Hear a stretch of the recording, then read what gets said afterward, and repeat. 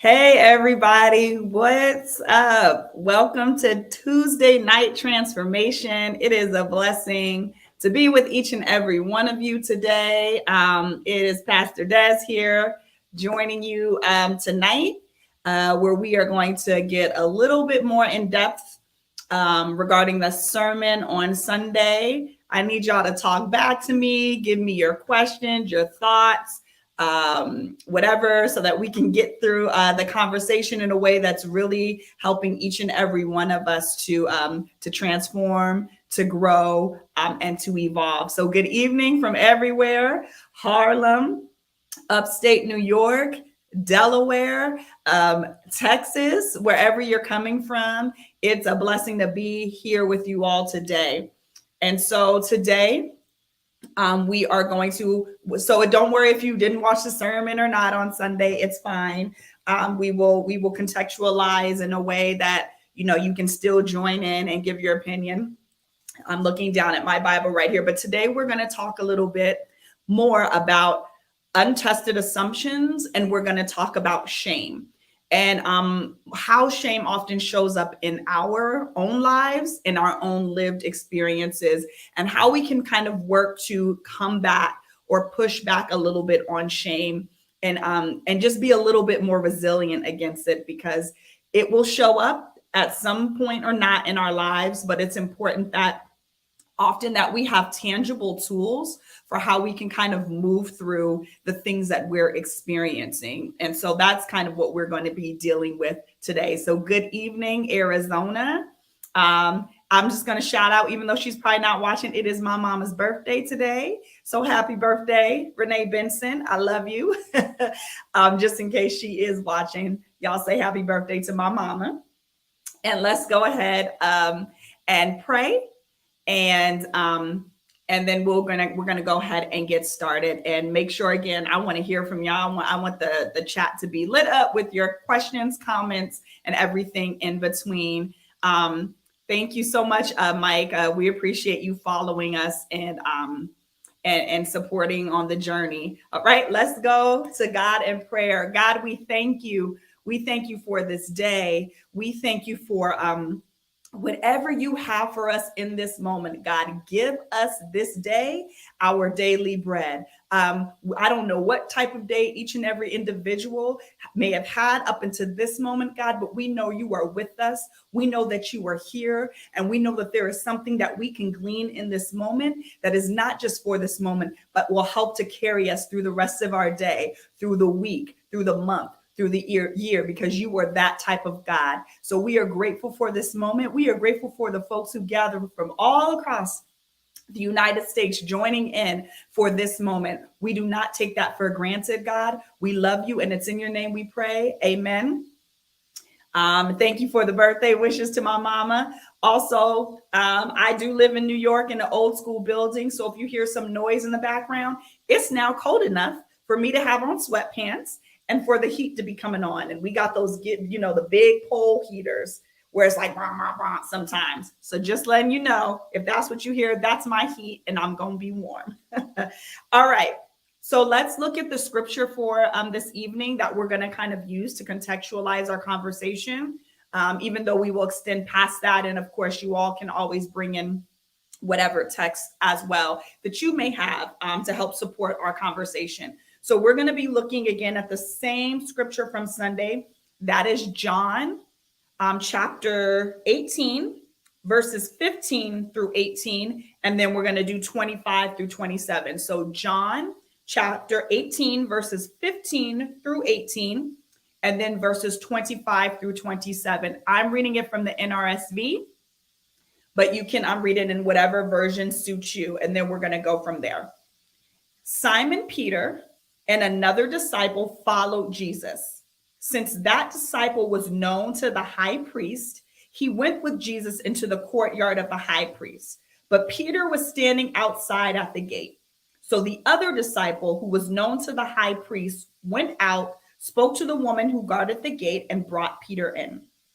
The woman said to Peter, "You are not also one of this man's disciples, are you?" He said, "I am not." Now, the slaves and the police had made a charcoal fire because it was cold, and they were standing around it and warming themselves. Peter also was standing with them and warming himself. Down to verse 25. Now, Simon Peter was standing and warming himself. They asked him, "You are not one of the disciples, are you?" He denied it and said, "I am not." One of the slaves of the high priest, a relative of the man whose ear Peter had cut off, asked, "Did I not see you in the garden with him?" Again, Peter denied it, and at that moment, the cock crowed. So let me just give you a little context if you're not aware. Simon Peter is one of Jesus's disciples. He's not any disciples. He's like one of Jesus's boys. You know, there were the 70 disciples, there were the 12, and then there were like the 2 or 3 who rolled with Jesus really close. Simon Peter was one of those 2. So what has just occurred prior to this is, you know, Jesus has been telling them, my time is going to come. My time is going to come. And Jesus even told Peter that you will deny me. And Peter first said, "Jesus, I will lay down my life for you." And Jesus says, how are you going to lay down your life for me when by the time the cock crows, you are going to deny me 3 times? And Peter, in at least the Matthew version of it, says, "Now I will lay down my life for you, but I would never deny you." So Peter makes a promise to Jesus in Jesus's face that he would never deny Jesus. They go to the garden, you know, they can't stay awake. Judas brings people to arrest Jesus. Peter pulls out a sword, cuts off one of the high priest slave's ears. They take away Jesus. Peter and another disciple are following Jesus as he is getting arrested and going to stand before the high priest. Now, while they are here, and you know, Jesus is with the high priest, and you know, he's going through what will become, you know, the stages to him being crucified. They're asking him, like, "Hey, aren't you the one with Jesus? Weren't you the one standing in the garden? Don't we know you?" And 3 times Peter denies that he knows Jesus. And then he had the cock crows. He remembers what he did. And in the other 3 versions of the scripture, not in the Johannine version of it, but in Matthew, Mark, and Luke, which are the synoptic gospels, it says that after that moment where he remembered, he went out and he wept. And so I want to just start talking before we really get into the crux of our conversation, which is around shame, that the notion that of untested assumptions, and the idea that we often assume how we are walking in this life, what type of decisions we're going to make in this life, who we are in this life. And so oftentimes we have all probably came across a moment where we're like, "I would never do that." And if we're being honest with ourselves, we probably really believe that whatever we're saying we would never do, given what we have done previously, that there are just some things that are just out of the realm or the scope of what we would actually do. And that is okay, and that works if we have a context and experience that is, we have been through every situation that we're saying we would never do that in. But most often when we're saying we would never do that, I've seen it most often when we're making claims to other individuals' lives and the decisions that they're making for their lives. So we see so-and-so making that choice in their life, and we're like, "I would never do that. If I was in that same situation, I would do A, B, or C," as if we are the subject matter expert on someone else's life, or as if we have ever been in that situation ourselves. Now, here's the thing. The reality is most often we have not been in the situation where we are saying we would never do that. Because if we had been in the situation, we would simply say, "I didn't do that." But instead, we're saying, "I would never do that." And we're assuming that if we were in that experience, we would not. But here's what I know, and what many of you probably known, if you've lived life long enough, that what you might say or what you think you will do and what you actually do when you're in the situation can be very, very different. Fear comes into place, triggers come into place, trauma, experience, all these other things come into play when now you are out in the real world of whatever that situation is. And often I know I have had to go back and maybe apologize or backpedal, because sometimes I've said I would never do something. And sometimes I've even made a judgment call about someone else's life because I assumed I wouldn't do something. And then I had to be like, "Oh, wow, that's a little bit different." It's also one of the things I've learned a lot in therapy around why you should not be giving people unsolicited advice, and what often we do and what damage we cause when we just running around telling people what they should do, how they should be living it. And we may even know what it feels like when someone just comes up and tells us what we should do for our lives, and we didn't ask you. Maybe we asked you just to listen. Maybe we asked you to just be there, but we did not ask you for your unsolicited advice, whether you have been in the situation or not. So here we have Peter, who, based on what he believes, felt probably that he was loyal to Jesus, right?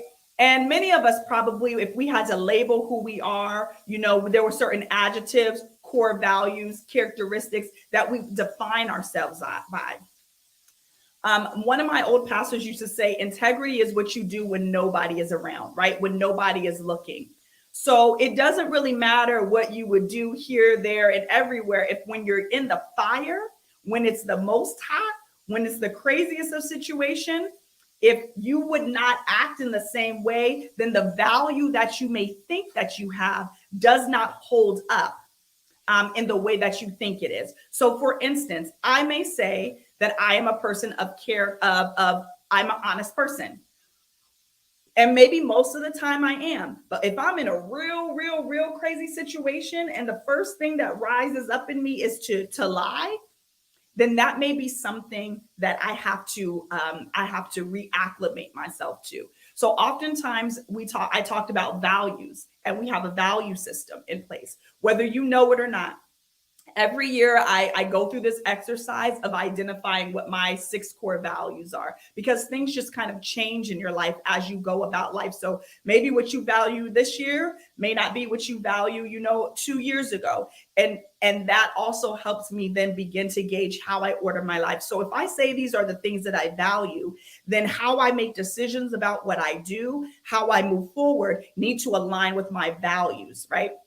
So an aspirational value is something that you hope to be, and a practice value is what you're actually doing in your everyday life. But if you ever want to move from whatever may be, to those aspirational values, sometimes you have to realign your life so that you can actually make space for those things. I say that to say that if you look at the track record of Peter, he thought he probably was loyal to Jesus. But when he got in the fire, when Jesus wasn't around, when the stakes were really high, he denied Jesus. And so what it shows me is that Peter actually wasn't loyal. When you look at what he's doing, it could probably read as impulsive, the way in which Peter moved his life. That's not a bad thing, right? That we have to sometimes readjust how we think we are and who we think we are. What becomes problematic for us as followers and believers is when we get ourselves in a situation where we do something that is misaligned with our values, when we do something that we're not proud of, when we do something that injures or harms somebody, when we make a mistake, when we do a big bad, whatever you want to call it, how we respond, not to the person, but internally, is what I want to deal with a little bit today. Samantha, you said yes, and many have said that when it involves relationships. Absolutely, Samantha, for sure. I would never do that. Is sometimes to a Band-Aid, right? Sometimes we say I would never do that because we are trying to Band-Aid something in a relationship, right? Whether that's a familial relationship, a friendship type relationship, a romantic relationship. Sometimes you're trying to assure someone, I am not like so-and-so was. I'm not like who they are. I would never do those things to you, right? And that is fine. Right, to do that in so far as you have a track record of that, right? Because the reality is, again, we never know what we would or wouldn't do, and so sometimes we set ourselves up because we don't give ourselves enough space to be human. Because everyone makes mistakes, everyone does things that are not, that we're not proud of. We all have those moments where we might be impulsive or we do something, and it's what we do after that moment. So when we look at the story of Peter and he denies Jesus, and then he goes out and he weeps.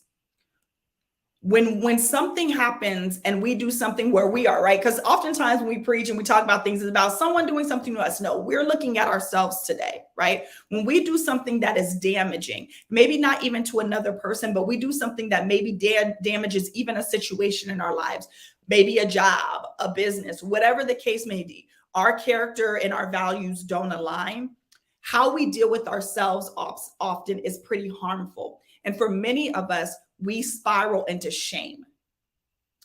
The difference between guilt and shame is that when we feel guilty about something, it just says, I did something wrong. You can separate the action of the thing apart from who you are, right? So they're not conflated. I did this thing. This is not how I would like to act, but I'll make an adjustment so that I don't do that again. Shame tells you that you are bad, right? I am a bad person. I did this thing and I can't differentiate between the two. So I am a bad person. I am this, and not for nothing. If you think about the foundation of Christianity and religion, it is built on a shame system. We are taught to come from a shameful position. If we think of even songs like Amazing Grace, how sweet the sound that saves a wretch like me, there is a language and a way in which we have been taught, depending on where our social location is with religion and Christianity, where I am a sinner, I am this. We literally ingest the same way we talk about I am the embodiment of unlimited possibilities. We talk about I ams in the affirmative to counter that, but often many of us have been taught I ams that are in the negative, that treat us to talk to ourselves in a particular type of way so that we can feel like we are deserving of God's love, right? I am this, I am bad, I am a sinner, I am a this, and we have to debase ourselves so low so that we are separated from God, and so that we have to do that. So we have a shame-built system already in us that we are trying to untangle. We have it in our society, right? So we have it in religion, we have it in society, we have it in culture, we have it all these ways where we might already come ingrained with just thinking the bad and the negative. So as soon as something happens, we don't know how to separate the two. All we can do is go into our shame bubble and our shame spiral. And it is really important to understand that is not God. Right? That is religion. Sometimes that has been Christianity. Sometimes that has been a church that has taught you that. Sometimes it's even when you're looking at scripture, because someone could probably pull up scriptures that talk about shame and stuff now, but contextualizing what those mean.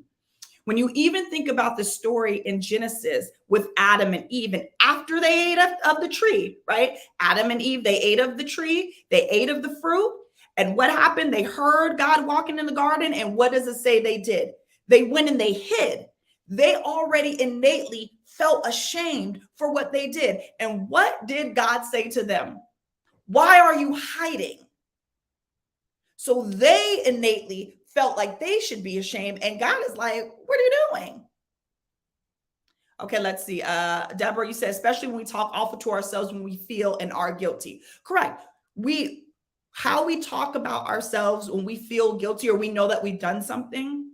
And I said this a little bit at the end on Sunday. Sometimes we feel that in order to forgive, to be forgiven or to get redemption, that we are not allowed to be free of whatever the thing that is that we did. So the worse we feel, somehow that makes us more deserving of forgiveness. And if we get over it in a sense, or we move forward, even if the other person or individual has not, that somehow eliminates what we've done. No, that's not the case. But what happens when you're in shame is when you're in shame, it actually doesn't allow you to move and make the changes necessary that you need in your life to make different decisions. Because as long as you are in a place of shame, you are self-protective. Shame is purely, even on a biological level, it is about protection.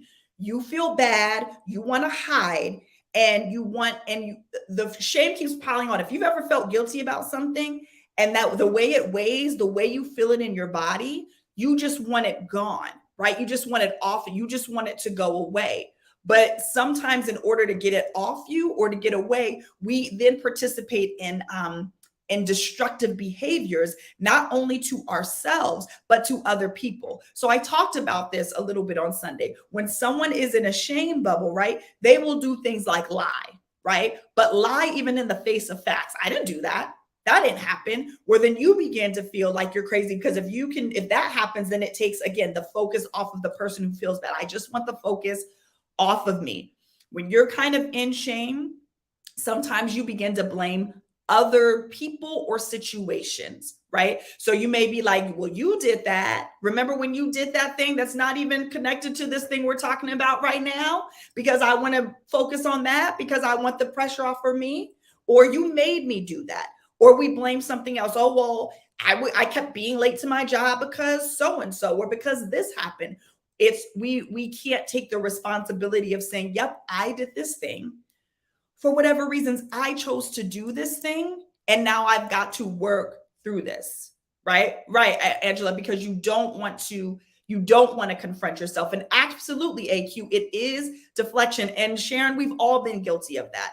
We push, we blame, because it's like being pushed in the corner and we want out. We just want it to go away. And sometimes we think putting the focus on anything else will get us away from dealing with it.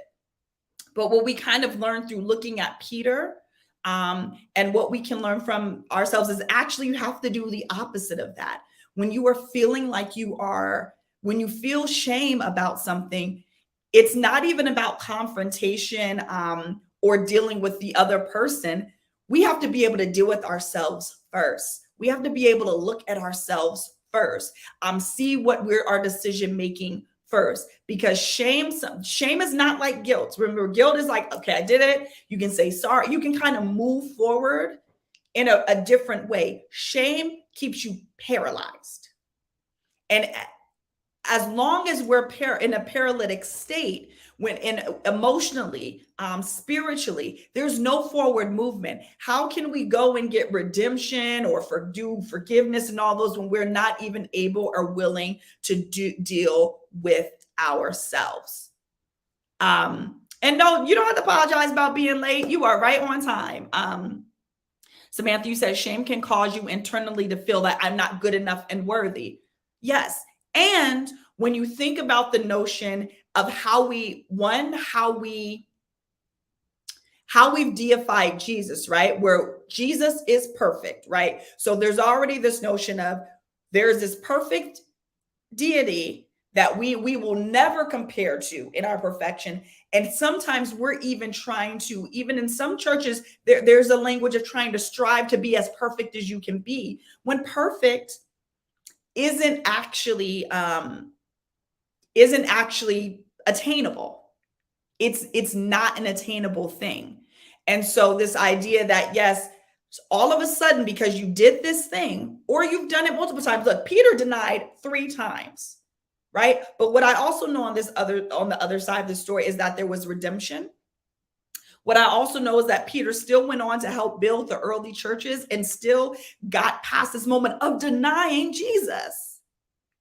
Oh, AQ, what is the author's name of Daring Greatly? Okay, so Brené Brown, Brene, and then Brown. Daring Greatly, for those of you, AQ's asking, is a book I referenced on Sunday. Brené Brown is one of the kind of foremost folks who talks a lot about shame. So she has this book called Daring Greatly. She also has a TED Talk. I'll have to think of it, but if you Google Brené Brown and shame TED Talk, it will come up. So I don't know, it's been viewed probably like 14, 15 million times. But Brené Brown talks a lot around shame and how to build shame resilience, which is part of what she talks about is our ability to be authentic. So in that authenticity, our ability to confront ourselves. I'm wondering how many of us, after we've done something we're not proud of, have just sat and said, why did I do that? And have been honest with ourselves. And sometimes being honest with yourselves hurts, because what if the answer is just because I wanted to? Even if it was a horrendous thing, I wanted to do it, right? And then it's like, well, why did you want to do that? Why, but actually having those types of conversations with ourselves. But if you have an inability to offer yourself grace, you're not going to be able to engage in compassionate conversation with yourself. Because if any of us have ever been in our own heads, there are multiple versions of ourselves talking to us, right, at any given time.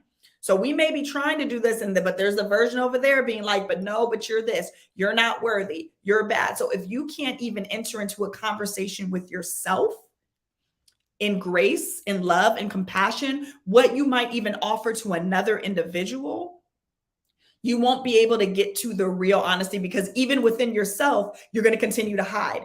I don't think that sometimes we realize that we even try to hide versions of ourselves from ourselves. You ever try to convince yourself that you're not something that you are, even though you know that you are? It's like a whole crazy making thing in our own minds, in our own brains, in our own conversation. So if we can't even offer like, okay, we're going to come to this, we're going to breathe, we're going to come to this with grace. And sometimes that's why I think sometimes talking to someone else, therapy has helped me immensely have those hard conversations, because there were conversations where I wasn't being honest. There were truths that I felt so ashamed to admit, because even though no one else would hear it, it would be like, but that makes me a bad person, right? That's what my mind went to. Well, ooh, if I say that, or what does that mean about who I am? What does that mean about this? We go to all of that, right? Holly, you say if you can't give yourself grace, you hurt yourself, and you also hurt others because you won't give them grace either, right? But that's not always true. I have found that, especially as a pastor, I often can be much more gracious in conversation with somebody else and their mistakes than I can be with myself. That sometimes we don't offer ourselves the same latitude that we would give to another individual. Like, for some reason, it's okay for so-and-so to do that, or for so-and-so, but for me, no, I can never be without mistake. I can never do these types of things. Yes, Gwendolyn, you're absolutely right. We are most hardest on ourselves when it comes to ourselves, right? We're our own worst critics. See, here's the thing with shame, or even let's just talk about shame as it pertains to even our understanding of God, the type of punitive God that some of us grew up with, that we should live in condemnation and all these things, even atonement theology about redemption and all of those things, what we learned about it. And then if some of the conversation we say to ourselves when we're in a situation that we've made a mistake or done something that we're not proud of, or something that's injured somebody else, if we took that out of our head and it was a conversation between like that version of you, and you watched it, and someone that's happening over years, you're bad, you're stupid, you're not smart. If you were watching two people engage in that, what you would say is that that's an abusive relationship, right? You would say that's emotional abuse, or that's verbal abuse, if you were watching it with two people, the way you talk and deal with yourselves. But somehow we think it is appropriate to think that we are in a relationship with a God who wants us to talk to ourselves in what would otherwise be deemed abusive in any other situation. That's not the God that I want to be connected to, that abuses me, or that wants me to abuse myself. And so even if you look at the story of Peter, right? When you look at what happened after, so Peter denies Jesus. And if you keep reading on in John, Peter denies Jesus. Jesus dies, he's resurrected. He appears to them over several weeks. And then the first time Peter has the opportunity to actually be in conversation with Jesus, Jesus doesn't go, oh yeah, so about that thing you did. You know what the first question that Jesus asked Peter? Peter, do you love me? There is no reminder of what he did. There is no speaking of what he did. There's no more bringing it up. There's no more conversation. It's not, it's like it got obliterated to the abyss. Yet we somehow think that we are in relationship with a punitive God where we have to keep being like, well, woe was me, and I'm so bad, and this is horrible, and this is this, instead of doing the work. Because it's easier to treat ourselves that way. Because the harder work is actually loving yourself, believing that you're valuable, believing that you're worthy enough, believing that you should have another opportunity, believing that you can make a mistake and still not be the summation of all of your mistakes. That's the harder work, actually. It's easier to break yourself down. It's much harder often to build yourself back up. Let me look at some of these things. AQ.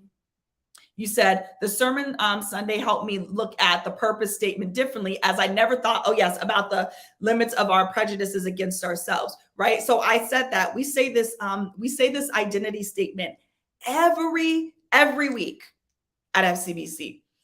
And I think because I probably do too, we often make it an external thing, right?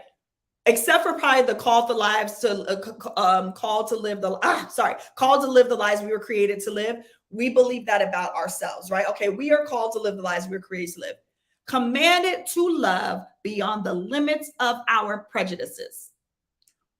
I think that most of us believe that to be prejudices, biases, and all the things towards others, that we have to learn to, we should love people beyond that.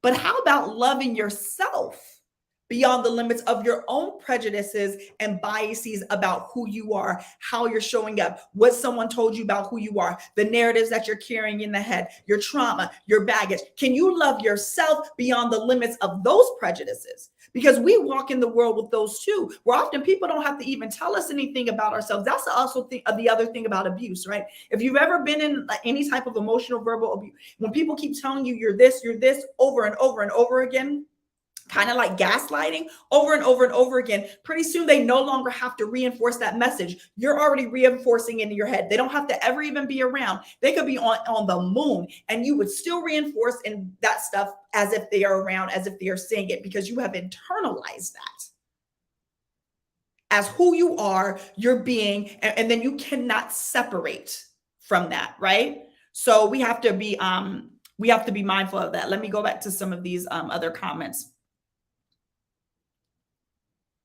Okay, so well, for me, it's going both ways. It's painful. Like I feel like I have the right to be upset and show it, but don't. And it makes some type of emotional mess. Emotions, listen, God gave us all the emotions. So emotional mess to me is kind of like we have to stop having a hierarchy on emotions. Emotions are just emotions. They are just different ways in which our body and our psyche express what we are experiencing. Emotions actually can be pretty neutral. Just like when I use the word consequence, it is a neutral thing. It is the meaning we make and is the action that we take after that gives it all of its meaning. So if you get angry, okay, what's wrong? What's wrong with getting angry? No, it is what you may take and do with that anger after, or you don't do as a result, that gives it all of the meaning. And even when I try to talk to Nia and Naya, those are my girls. If you don't know, they're 5.5. And sometimes they have been like, "Oh, mommy," because we in this home, they're able to express those things so that they can be emotionally intelligent. I'm just so angry with you. And I'm like, okay, well, that's all right. It's fine if you're angry. Like, all right, you're going to go over there and be angry, or let me know when you're done. You take your moment in it, but not ever trying to be like, don't be angry or don't get upset. Like, how do we try to make kids have more control over their emotions when grown folk can't have control of their emotions? Sometimes my daughter one day, she was like, "Mommy, I don't know. My brain just makes me do things, and it tells me to do things that I don't want to do." And I was like, you know what? So does mine. So does mine. My brain tells me to do things sometimes that I don't want to do. And I don't know why I think these things, right? But we're all there. Let's see. Mike, you said we are often overly critical of ourselves and feel from our expectations of ourselves that we should be greater and should not make certain blunders. Exactly. And if we think about it, where did the expectation come from? Right? That's what we have to often be able to look at. Where did the expectation? One, I think it comes from, and it stems a little bit from thinking that we have to be perfect to some degree. But where is the barometer of the expectation that tells you you're supposed to arrive at a particular place at a particular time or do it in this way? Or so we are critical of ourselves, and it's all generally internal by our own standards, our own expectations for how we feel that we're supposed to be. And it's fine that we have, again, value systems and measures, right? But oftentimes we can set those things unrealistically high, and we'll set those bars high, and they're often not even based on action. So it becomes impossible for us to ever reach the benchmark that we are actually trying to reach. And again, it is the same thing that is set up in religion. You will never be as perfect as Jesus. You will never be as perfect as God. That is why you're this. You will never be this. And it is set in our stone that we always set the standard higher than what we are able to meet. So therefore, we always feel debased. We always feel debased. Yes, Sharon, yes. How ironic that we do have to learn. We do have to learn how to be gracious with ourselves, especially if we weren't taught it and it wasn't modeled. And it's not set up sometimes in our religious, it's right, God forgives us, right? That's the first thing. Ask God for forgiveness. That's what you see generally Bible, ask God for forgiveness. How many places does it say, and then, forgive yourself? Or first, you know what I mean? Because that's the first. Even some of us, God forgiving or not is neither here nor there. Because even if God did, you still running around like 20 years, and not wanting to deal with whatever attached. And again, a lot of that is attached to our shame of a thing. And if we don't learn how to kind of have those compassionate conversations, if we can't own it, I wish I would have. Ooh, I can't share my screen. Ian, if you can hear me and it's possible, can you get the graphic that I put up on Sunday at the end, the resilience statement? If you're able to pull that up and I can share that at some point, then that would be great. Thank you. I'll share that with you. But that's why I had created this affirmation that I shared on the screens on Sunday, because some of what we have to be able to do and say to move past it is to fully actually verbally articulate that we did a thing and there were consequences to that thing, right? I did such and such. And because of that, there was a consequence. And again, a consequence is it's perspective, right? Because for you, let's just say, I was in a friendship and I lied to my friend, and so I lost the friendship. So for you, the consequence is bad because you lost a friend. But for the friend, if they thought you were a shady individual and what you did, the end of the friendship is a gain for them, right? So the consequence or what happens at the end is being good or bad is about perception. And often what happens for us is we do not continue our healing process because we are connected to a particular outcome. So if this person doesn't do this, or if I can't do this, or if I can't, then what is the point? The point is you. The point is that you're worthy and valuable enough to see yourself as something beyond a mistake that you made, and that you continue to be ever evolving and become a better human being, that you more aligned with your values and who you are. And so part of that is that we have to be honest about what we did. We have to accept that there were consequences associated with our choices, but say that does not make me bad. We have to also be able to say that part too. I am not bad. The thing I did wasn't great, but I am not innately wrong, worthless, unworthy. And because of that, I deserve to continue my growth and healing process because I want to be the best version of myself that I can be. Right. And so we have to be able to do that. You're welcome, Samantha. Yeah, I don't. So here's a couple of things.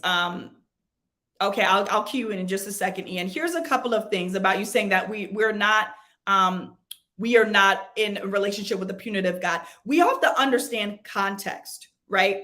When I have kids, so, and many of you probably have, if you've been around, so the way in which you deal with children, how you set up consequences, how you set up rules, and how you set up those things is because they're children, right? And you're trying to help shape and mold them in a particular way.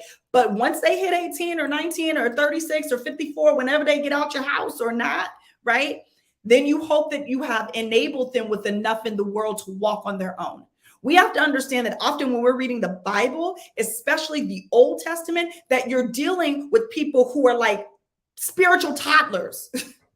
They had no relationship. They had no understanding of being in relationship with a God and theocracy and God being. They have no relation. So the way in which God is dealing, or we see God dealing, is like the likely is likened to dealing with people who are toddlers.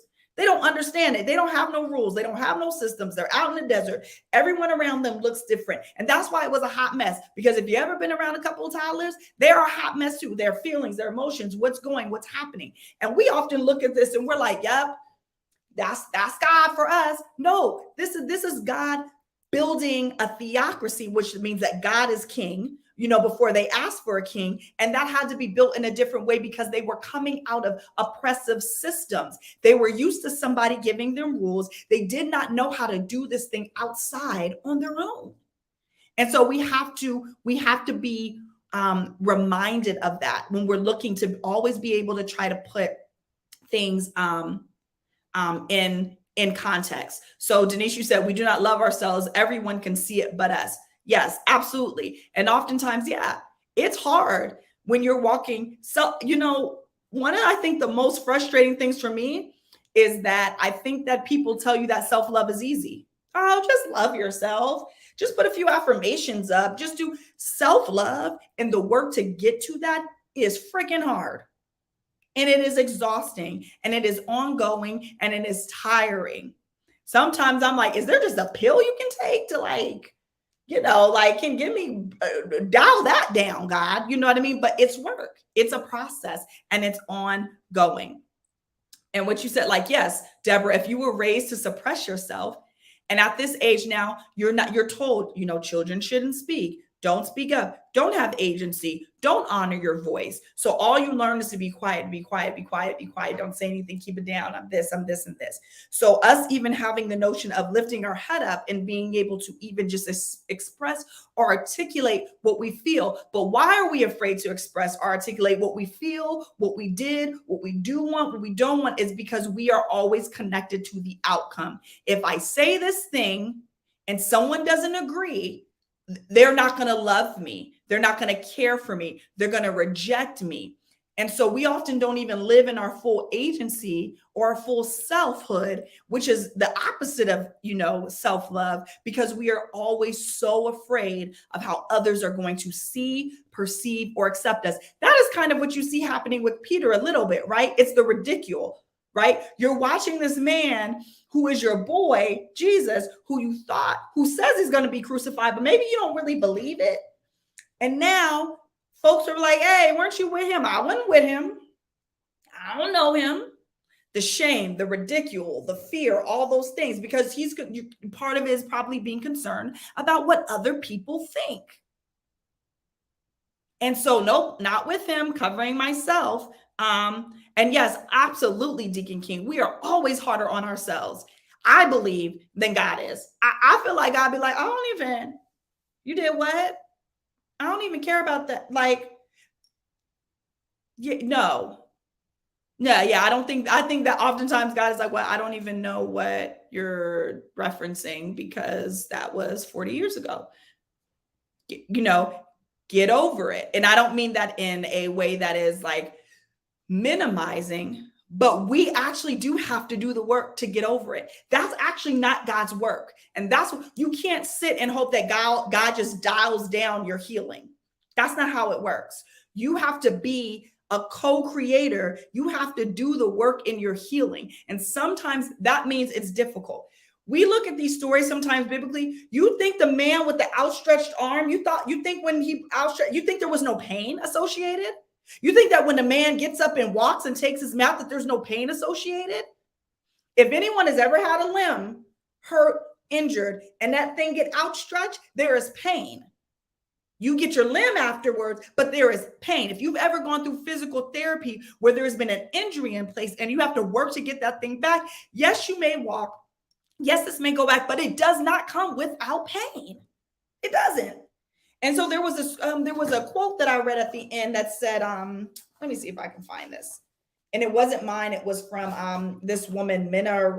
I can't think of her name. Minna Rest. I'll tell y'all in a minute. Resma Menakem. But it says this: healing involves discomfort, but so does refusing to heal. And over time, refusing to heal is always more painful. Healing is uncomfortable. Refusing to heal is uncomfortable. So you have to be able to choose which one is worth it. At least if I'm working towards my healing, I know that there's an outcome that is beneficial. That is beneficial. And no, Deborah, I promise you, even if you think that I'm making it sound simple, I will unequivocally tell you, as a person who is actively trying to do the work of healing and self-love, that it is not simple. It is some of the most difficult and challenging work that I've ever done in my life. I remember there was a period in my life where I was like, why am I so tired? Why am I so exhausted all the time? I'm getting enough sleep, I know, but I realized it was the mental exhaustion of like therapy, thinking through my actions, what was going on, trying to make change, being frustrated because I wanted to change faster than sometimes my actions were allowing me, realigning my values. All that stuff is work. And maybe someone else will say this. Getting to the place of self-love, for the most part for me, has not even been fun. It ain't like, oh my gosh, and then I'm like putting things on the wall and I'm twirling, and no, because you have to go to the dark parts of yourself, the parts that you don't want to deal with, the parts that you hid in the back shoebox, in the back of your emotional closet, all the way at the top. You got to pull that box down, and then you got to open up that box and be like, oh, well, I ain't seen you in 10 years. All right, let's get to it. Let's deal with it. That is a lot. It is emotional and it is hard, but you have to participate. You don't get it any other way. I promise you, you're not just going to sit there and God is going to give it to you through osmosis. But what I do believe is that God will meet you. I believe that wherever you're willing to go on your journey, that God absolutely will meet you and walk with you and journey with you. And I remember this is recently, I'm sorry, I talk about therapy a lot. I'm not sorry. I'm an active person who gives a therapist a copay on a regular basis for many, many years. And it has helped me immensely. I will always share those things, but I remember just going through a very low kind of place and space. And I was just like very frustrated, like I said. And then one day I woke up and I thought about where I was now, and I thought about where I was a year ago. And then I said, you know what? These are just growing pains. These are growing pains. And when I could contextualize it that way, yes, there's pain, but there was growth. I don't know if you guys realize sometimes that when kids are taught, when they go through growth spurts sometimes, especially in their legs and arms and stuff, that's where it comes from. There can literally be pain as your joints and limbs and things grow. You can feel the pain. You are growing, but there is a physical reaction. In the same way, our growth does not come without pain. It does not come without pruning. It does not come without any of those things. And it is uncomfortable, but it's worth it. So that's what we're trying to get to. So Ian, we can post this thing up before I forget. So this was an affirmation. And again, if you want a copy of this, you can just email me and I will send it to you. But it was just something we kind of shared at the end of service. And what it essentially says is, basically A, B, or C happened because I made a choice to do whatever the thing is that is the locus of your shame. So if the shame is that you lied, and I just keep using that because it's just an easy one for me, but if you lied to the point that you ruined a relationship, then you would say something like, my relationship with my friend ended because I made a choice to lie, or I made the choice to do this. You have to be specific about it, because if you're not specific about it, like about what you did, again, that shame bubble will allow you just to put everything that you've ever done in there and tell you why you're bad. Nope. This particular consequence happened because I did this. Even us being able to say that I did it. I did this thing. And I accept that. You have to accept it. The consequences are the consequences. It happened. You can't necessarily go back and change or rectify or recapture that, but you can accept that this happened because of a choice. It doesn't mean that the entire thing was your fault. It doesn't mean that you have to take responsibility that is not yours to own, but we can own our part. We can own our side of the street in a situation when it is appropriate. I accept that. I did something that was wrong, right? But it didn't align with who I want to be. Again, it didn't align with our value system. But I am not wrong or bad. I can and will grow from this. That is the hope, that you take whatever has occurred and you grow from it. And I choose to be better in the future because I am worthy of being the best version of myself that I can possibly be. Thank you, Ian. So again, when you situate it that way, you are situating it with yourself, because we cannot control other people. We cannot control people's responses to what we do. And when we've caused hurt, if people walk away, if they change, if there are adjustments, those are things that are out of our control. So focusing on what is out of your control is a futile waste of your precious, purposed time. Why? You can't do anything about that. What you can do is make the adjustments on your side. So you can accept that, yeah, I did this. I don't like it. It didn't align. This feels gross. I don't like anything that's happened associated, but I am worthy of something beyond this moment. If Peter had decided to just live in the shame of that, when you watch Peter after this moment, when they found out Jesus is resurrected and Mary Magdalene's like, hey, he's not at the tomb, it says that Peter runs to the tomb. Him and the disciple run to the tomb. Peter, the first disciple that Jesus loved, just looks in. Peter goes all the way in the tomb. And I talked about that on Sunday. He was willing to face his shame. Jesus, not that Jesus was his shame, but that moment of denying Jesus. So being in any kind of space or circumference with Jesus is going to bring that back up. But he didn't hide. He didn't be like, you know what, y'all go see about Jesus and I'm going to just stay at the house. He ran towards the confrontation. He ran towards it, willing to confront it.